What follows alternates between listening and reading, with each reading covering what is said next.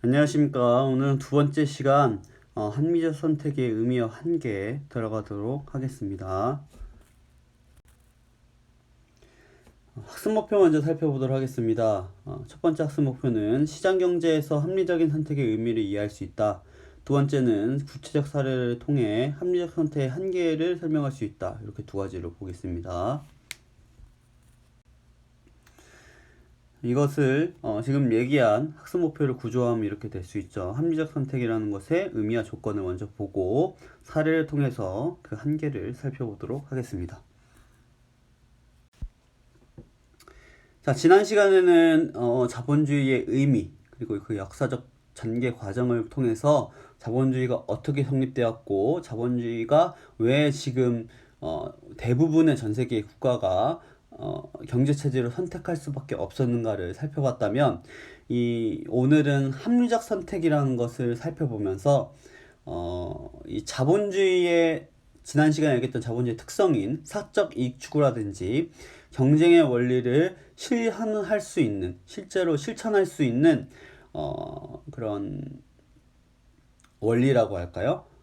그런 방법으로서 개인의 합리성에 대해서 좀 살펴보도록 하겠습니다.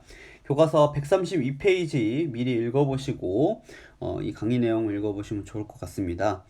교과서에도 나와 있지만 자본주의는 개인의 합리성을 전제로 합니다. 개인이 합리적이라고 하는 전제 조건 하에서 성립할 수 있는 경제체제예요. 그래서 언제나 자신에게 이익이 되는 방향으로 행동을 하고 그게 사적 이익 추구죠.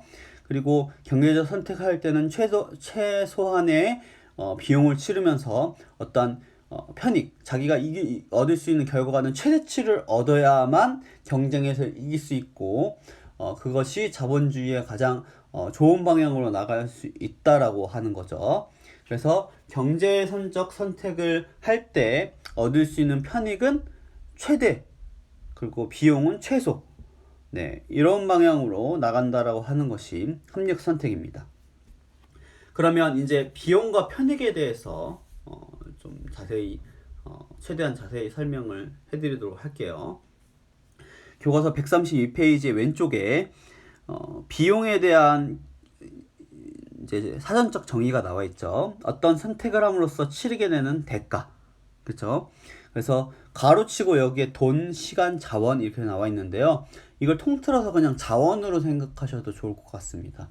여러분들이 보통 비용 하게 되면 돈만 생각하는데요. 그것에 들어가는 시간, 그 외에 기타 자원들까지도 다 포함해서 생각하는 것이 비용입니다. 이게 사전적인 의미의 비용이라고 하면 경제에서 얘기하는 경제적 합리적 선택에 있어서의 비용은 기회비용이 곧 비용이에요. 다시 한번 얘기합니다. 경제적 비용은 곧 기회비용이에요. 그러면 이 기회비용이 무엇인가를 알아야만 우리가 경제에 있어서 확실한 합리적 선택을 할 수 있다라는 얘기가 됩니다. 그러면 기회비용에 대해서 좀 얘기를 먼저 해볼까요? 기회비용이란 선택의 결과로 포기하게 되는 대안 중 가장 가치가 큰 것을 기회비용이라고 합니다. 교과서 132페이지 아래쪽에도 이제 알아볼까요에서도 이제 사례를 통해서도 설명을 하고 있는데요. 우리가 보통 비용이라고 하면 생각하는 것은 명시적 비용이에요. 실제로 투입되는 회계적 비용이죠. 그래서 예를 들면 어떤 물건을 살 때 이 물건을 살 때 들어가는 비용은 얼마이고 그것까지 가는데 걸리는 시간은 얼마나 걸리고 뭐 이런 것만 생각하게 돼요. 네, 그렇죠. 그래서 이런 것을 회계적 비용, 실제로 여러분들이 회계적 비용이라고 하는 것은 회계 장부, 그러니까 여러분들이 했던 것 중에 가장 흡사한 것은 용돈 지출장이라고 볼 수 있는데요. 용돈이 얼마 수입이 들어왔는데 거기에 대해서 들어간 지출 항목 쭉 여러분 혹시 적어 보셨나요? 이 지출 항목이 명시적 비용이라고 볼 수 있어요. 회계적 비용. 근데 경제에서 고려해야 할 것은 이제 암묵적 비용까지 생각을 하셔야 돼요. 자, 132페이지에 아래쪽에 사례가 나와 있으니까 이걸 통해서 좀 살펴볼까요? 뷔페 식당이 얘가 나와 있는데 2시간 동안 식사하기 위해서 10,000원을 지불하고 근데 그 시간 동안에 아르바이트로 얻을 수 있는 수입이 10,000원이라고 했을 때 뷔페 식사를 위해 치르는 비용은 얼마인가가 나와 있죠. 근데 예를 들면 명시적 비용만 생각을 한다면 여러분들은 식사를 위해 지불한 10,000원만 생각을 하실 거예요. 근데 그 시간 동안에 할 수 있는 대안 중에 뭐 다른 대안들이 나오지 않았지만 가장 큰 가치를 가진 이제 선택은 알바라고 했을 때, 여기에서의 기회비용은 식사를 위해 지불한 10,000원과 아르바이트로 얻을 수 있는 수입 20,000원을 포기하는 것이니까 이 수입 20,000원도 포함을 시켜야 된다는 거예요. 그러면 기회비용은 이제 30,000원이라고 볼 수 있는 겁니다. 그렇죠? 그러면 이제 편익에 대해서 좀 이따 설명하겠지만, 합리적 선택이라는 것은 무엇이냐면 이 뷔페 식당에서 여러분들이 식사를 통해 얻을 수 있는 편익이 이 비용이 30,000원보다 높아야 된다는 얘기예요. 이거보다 높지 않으면, 30,000원을 넘지 않으면 뷔페 식당에서 2시간 동안 식사를 하는 것이 합리적 선택이 아니라는 얘기입니다. 좀 복잡하죠? 이게 복잡하기 때문에 좀 이따 나오는 한계가 이제 등장을 하는 거예요. 자, 여기 밑에 보면 매몰 비용이라고 하는 또 다른 용어가 나와 있는데요. 이 매몰 비용은 무엇이냐면요, 한번 지출하면 회수할 수 없는 비용이에요. 그래서 어떤 선택을 함에 있어서 고려하면 안 된다라는 것인데, 이거는 공장을 예를 들어볼게요. 여러분들 예를 들면 공장을 만들어서 어떠한 물건을 생산한다고 했을 때 그냥 당장 이제 공장에 뿅 하고 나타나진 않죠. 그렇죠? 공장을 짓기 위해서 들어가는 비용이 필요하고요. 공장을 지은 후에 어떠한 물건을 생산하기 위해서 들어가는 또 자원이 필요할 거예요. 그렇죠? 예를 들면 연필을 생산하기 위해서는 나무와 흑연과 이런 것이 필요하잖아요. 그렇죠? 근데 매몰 비용이라는 것은 무엇이냐면 이 공장을 지을 때 들어가는 비용이에요. 예를 들면 공장을 지었어요.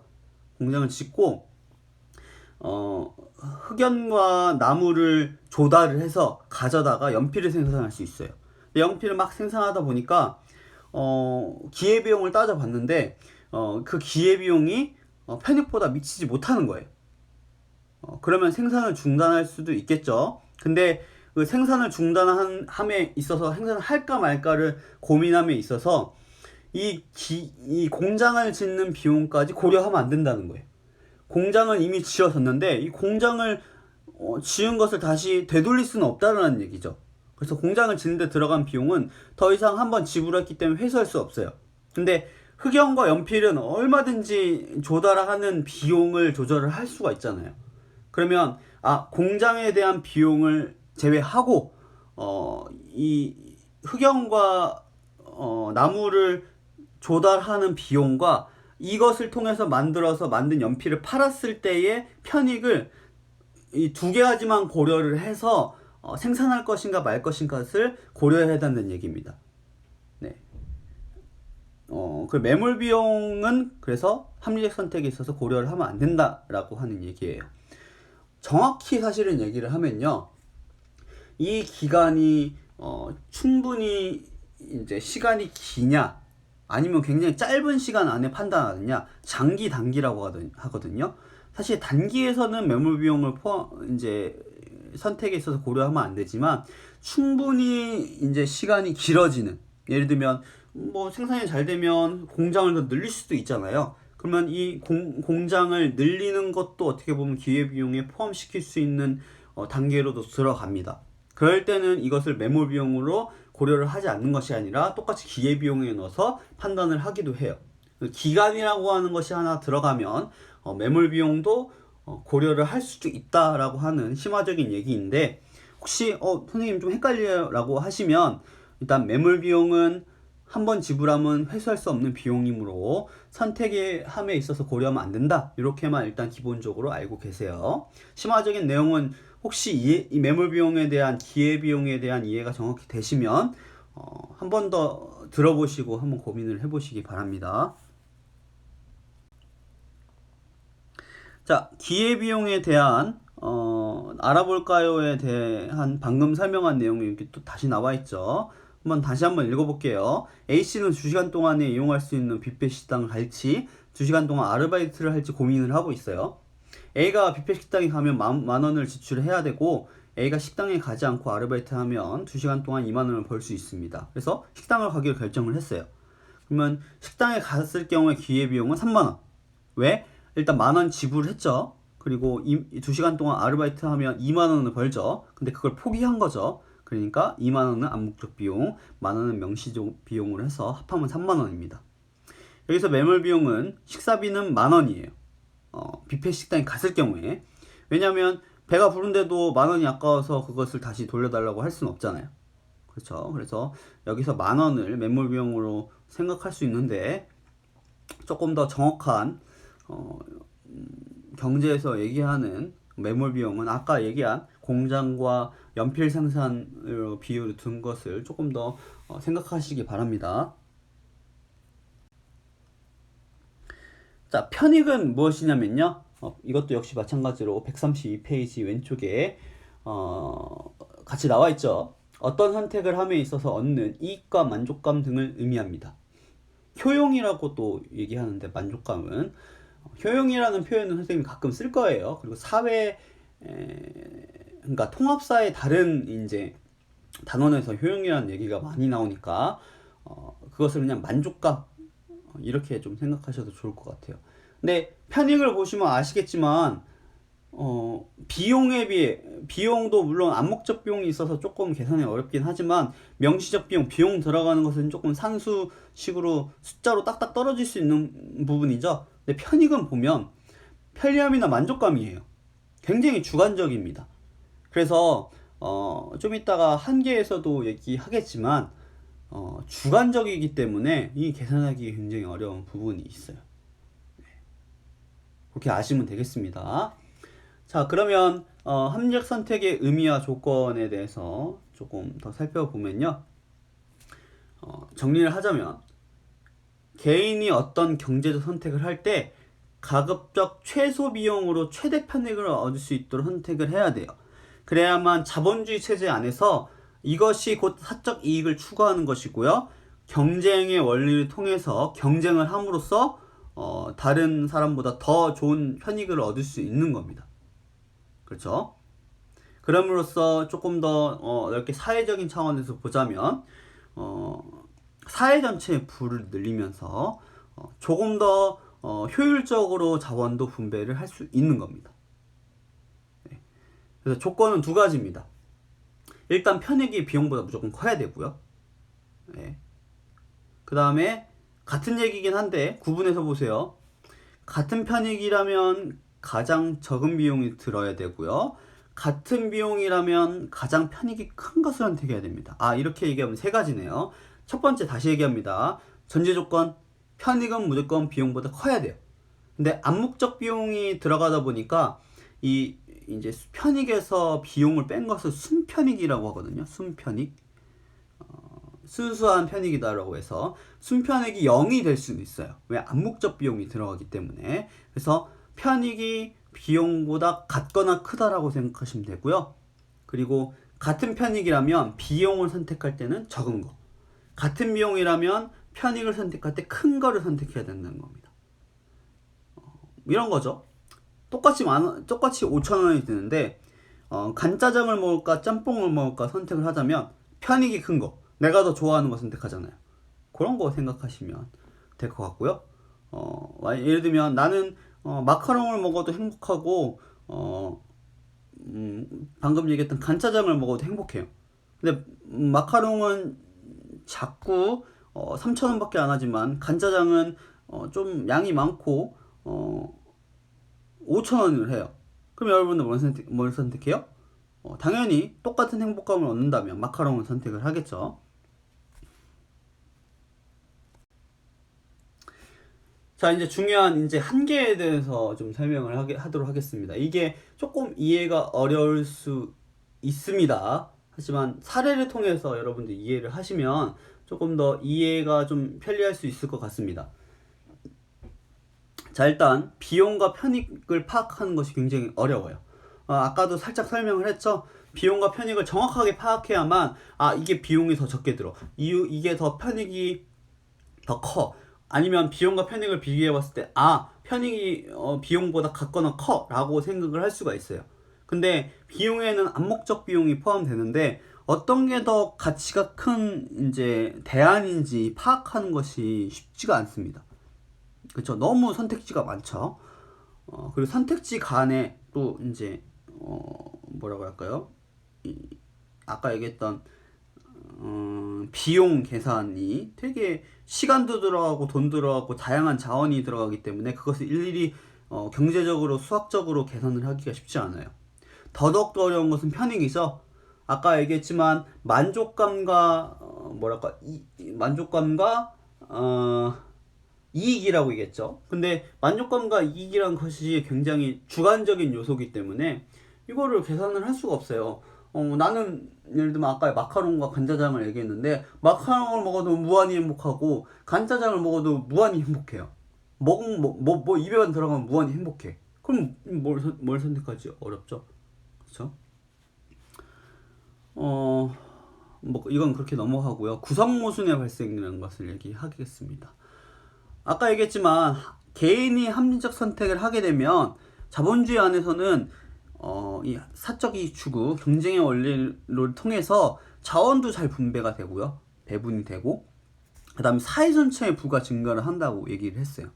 근데 희한하게 간혹 개인의 합리적 선택이 사회 전체적으로 굉장히 비합리적인 결과가 초래되기도 합니다. 이거는 교과서 133페이지에 자료 1에 좀 더 자세히 나와 있는데 절약의 모순, 절약의 역설이라고 얘기를 해요. 그거는 좀 이따 사례를 통해서 살펴보도록 하겠습니다. 개인은 분명히 합리적 선택을 했는데 이게 사회 전체를 봤을 때는 점점 더 악화되는 악순환으로 들어가는 일이 발생을 해요. 비슷한 사례로 지난주에 대공황에 대해서 얘기했는데 그것도 비슷한 사례입니다. 자, 그 다음에 공익과 사익의 충돌. 네. 이거는 이제 자료 2를 통해서 살펴볼 수도 있는데요. 개인과 기업의 합리적 선택이 오히려 타인에게 피해를 주거나 공익을 해치는 경우가 발생을 합니다. 경제적으로. 왜냐하면 주관적인 요소기도 하지만 이것을 주관적인 요소를 아까 편익 얘기했을 때 이거를 경제적으로 수학적으로 숫자로 나와야 된다 그랬죠. 숫자에는 감정이 없어요. 예, 그렇기 때문에 오히려 공익과 사익이 충돌하는 경우가 발생을 하고요. 이것이 이제 사회규범 미준수로도 연결이 될 수 있어요. 개인이나 기업이 비용을 최소화하는 과정에서 사회 규범을 어기는 일도 발생을 합니다. 사례를 통해서 좀 얘기를 하도록 하겠습니다. 자, 자료 1과 자료 2가 나와 있습니다. 자료 1은 개인의 저축행위가 국민 경제를 어렵게 할 수 있다고요? 가 나와 있고요. 자료 2는 포드가 왜 그랬을까? 라고 하는 것이 나와 있는데 안 읽어보셨으면 잠깐 멈추고 여러분들이 읽어본 다음에 설명을 듣는 것이 좋을 것 같습니다. 자, 읽어보셨나요?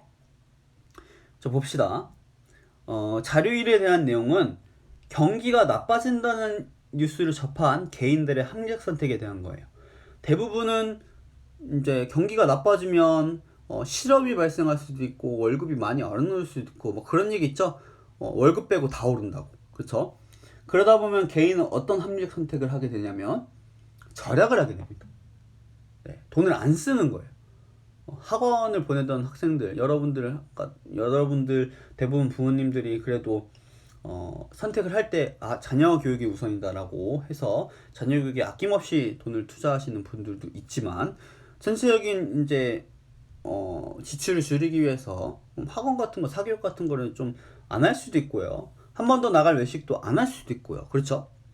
근데 이게 사회 전체로 봤을 때는 어떤 일이 발생하느냐? 대공황 말씀드렸죠? 과잉 생산이 되고 돈이 없어지게 되면 지출을 줄이게 됩니다. 그쵸? 생산을 줄이게 돼요. 그러면 소비자들은 아까 노동자가 실직이 되게 되면 노동자가 곧 소비자니까 소비자들이 조금 더 돈을 안 쓴다고 했죠? 그러면 생산을 더 못하게 되고 그런 악순환이 발생하듯이 사회 경제가 안 돌아가다 보니까 이런 예를 들면 외식 업계에서 사람들이 줄는다. 그럼 실직이 발생하고 또는 월급을 덜 줄 수도 있고요. 월급을 덜 받은 개인들은 더 절약을 하게 되겠죠. 그래서 사회 전체적으로 악순환이 발생하게 됩니다. 이렇게 이런 게 이제 대공황도 비슷한 사례인데요. 그럴 때는 얘기했지만 수정자본주의 입장에서는 정부가 들어가서 이 유효 수요를 창출을 해서 사람들을 더 돈을 쓰게 만들어야 된다라고 하는 것이 뭐 이론이었죠. 그래서 뉴딜 정책 같은 거 얘기했습니다. 토목공사를 만들어서 노동자들을 거기 고용시킨 다음에 일부러 돈을 벌게 해서 돈을 쓰게 하자. 그렇죠. 그래서 정부가 개입을 할 수밖에 없는 상황이 발생을 하는 거예요. 굉장히 이게 개인의 선택이 사회적으로는 굉장히 이상한 비합리적인 결과가 초래되는 대표적인 사례라고 볼 수 있습니다. 절약의 역설. 다시 이 자료 읽어보세요. 자, 포드사의 사례를 보도록 하겠습니다. 포드사의 얘기를 보면은 포드사의 핀토라고 하는 소형차에 대한 얘기가 나와 있는데 이 차가 이제 연료 탱크가 쉽게 폭발을 해서 목숨 잃은 사람이 굉장히 500명 정도, 굉장히 많은 사람이 죽는 사례가 발생했어요. 근데 이 결함이 있는 것을 포드사의 이제 경영진이 몰랐던 게 아니라는 거예요. 기술자들 다 알고 있었다는 거예요. 근데 비용 편익 분석을 해본 결과 연료 탱크를 안전하게 보호할 장치를 장착하는 데는 약 한 대당 11달러가 들어요. 그래서 이 차 판매한 차들을 다 계산을 해보면 1억 3,700만 달러가 나오는 거예요. 굉장히 큰 비용이 들어가죠.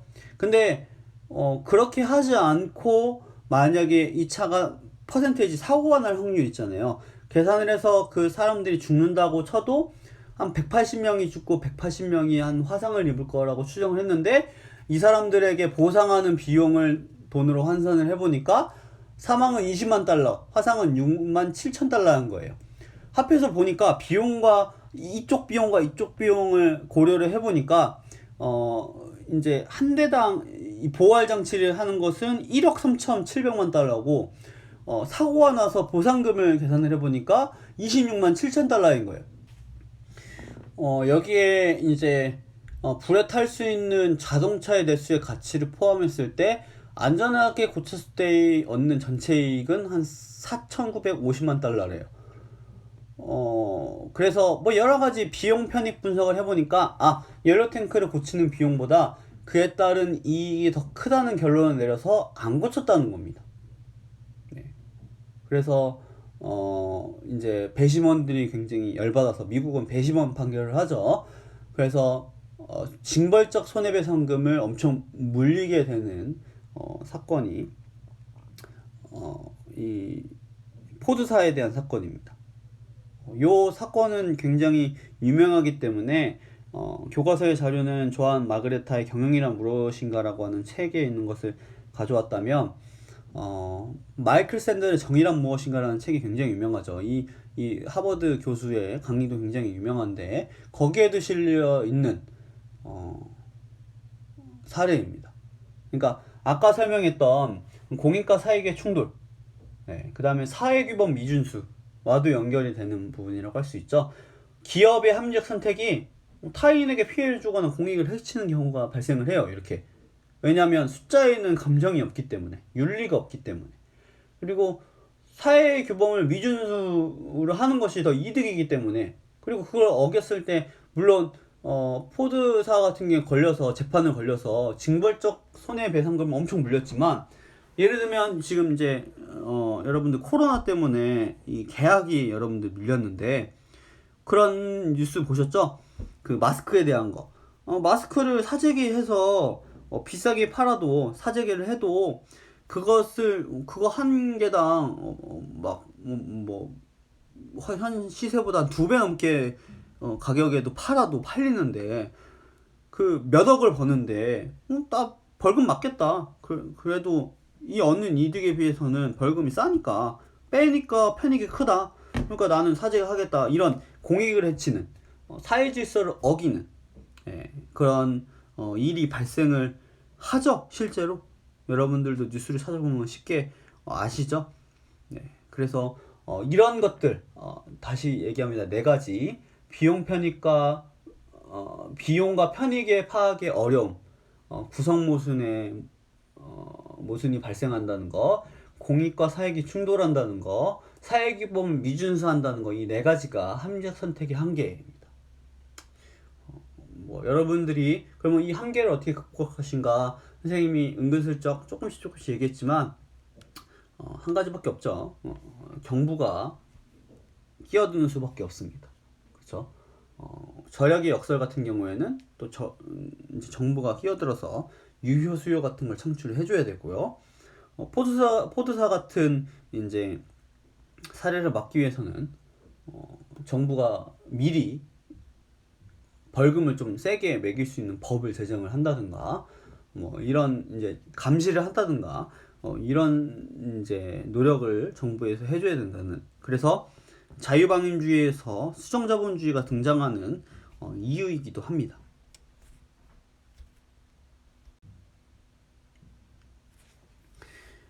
자, 자료에서 이 자료 1에서 A씨의 행동과 자료 2에서의 포드사의 조치는 합리적 선택인가에 대한 것, 그리고 다음 문제 합리적 선택의 한계에 대한 거 예시 답안 좀 보도록 하겠습니다. 자, 합리적 선택인가요? 네, 이 A씨는 미래를 위해 적축한 행위이므로 현재 가치와 미래 가치를 비교해 봤을 때 미래 가치가 더 크다라고 생각을 해서 저축을 한 거죠. 그래서 합리적 선택이고요. 포드사도 자기 기업의 이득이 되는 방향이에요. 비용 편익 분석해 보니까 그렇죠. 편익이 더 그러니까 순편익이 더 큰 거죠. 그래서 합리적 선택이라고 볼 수 있습니다. 그러면 이 합리적 선택의 한계, 다시 얘기하지만 자료 1은 비합리적 상황이 벌어질 수 있는 구성 모순이 발생한 거고요. 구성의 모순 발생, 구성의 오류라고도 해요.